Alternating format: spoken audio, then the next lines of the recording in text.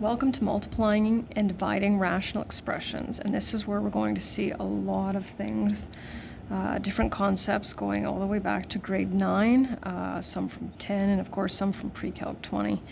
I have the steps for multiplying fractions and dividing fractions because we need to go over those, and then also the individual steps for how to multiply and divide rational expressions. So the first thing that we'll do is just look at an example from grade 9. So when we divide, for example, fractions, we rewrite the first fraction, change division to multiplication, write the reciprocal of that fraction. Now normally we multiply numerators, multiply denominators, and simplify. I'm going to show you just something a little bit different that has to do with what we're going to do here. So we can take, when we're multiplying, okay, not adding and subtracting, we can take any numerator and any denominator and simplify them. So 10 over 2 becomes 5 over 1. Now we can multiply numerators, multiply denominators, and we're finished. So our rational expressions, of course, look something like this. It is crucial. You can see it says multiply and simplify. We also have to identify non-permissible values.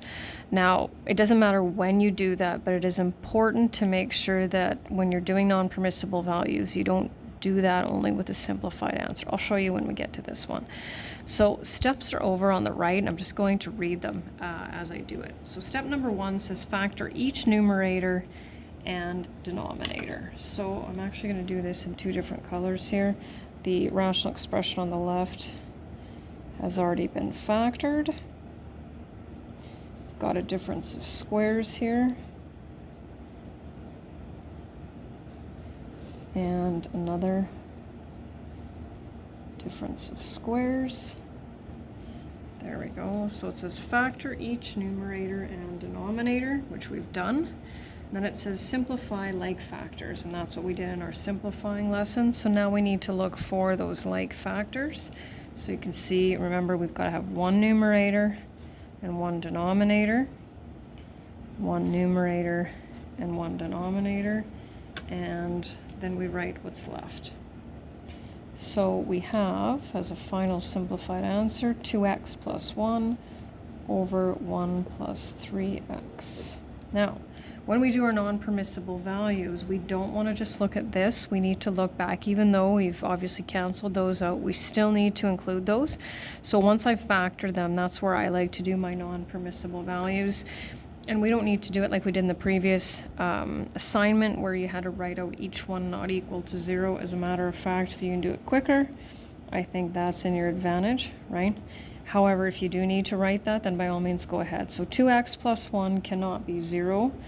So that means x cannot be negative 1 over 2. Let's go over here. Can't be 1/3, nor can it be negative 1/3, which is that one. All right. So divide and simplify, include the non-permissible values. Any polynomial in the denominator must be included with your non-permissible values. So when we follow the steps for dividing and we write the reciprocal, we actually have to deal with both the numerator and the denominator in the second fraction because they have at some point either they were in the denominator or they moved to the denominator. So following those instructions, we will factor. This time we have a lot of factoring to do. So difficult trinomial up top.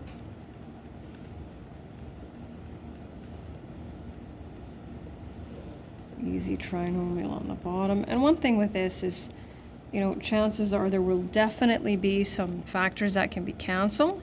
So you can do it in 2 steps here. You can do it this way. And then factor the numerator, simple GCF here. And then, of course, that means you have to rewrite it, right? So you can skip the step that I just wrote if you wish, because we're dealing with, and go right to this one if you want. That makes sense to me. It's entirely up to you, but we need to follow those instructions. for how to multiply, sorry, divide fractions. Oh, almost see it all. There we go. So now we'll look for like factors, right?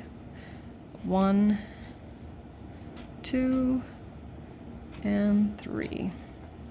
And then we write what's left. So 2 over 2x minus 1, right? NPVs, lots, right?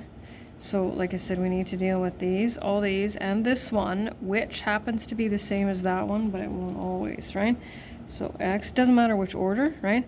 X cannot be 3, can't be 4, can't be a half, and can't be negative a half. And the last one for this lesson. So we'll factor, and this time I'll skip that step. Looks like a perfect trinomial square. Be a little tricky if we wrote it as x minus 6 all in brackets squared. GCF. So this time now I'll go right to multiplication, and I'll factor this one in the numerator. And this one, oh, it's going to take me a little. It's got 3 there.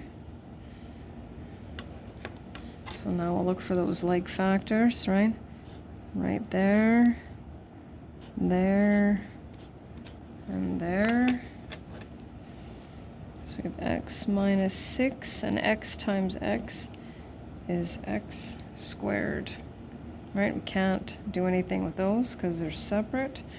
And non-permissible values, let's see. So you have to deal with this one, which I find students will often forget. The x by itself, right, means x can't be 0. X can't be 5. We don't need to put the 0 again. X can't be 6. X can't be negative 5, and that also takes care of those two up there. And that's the end.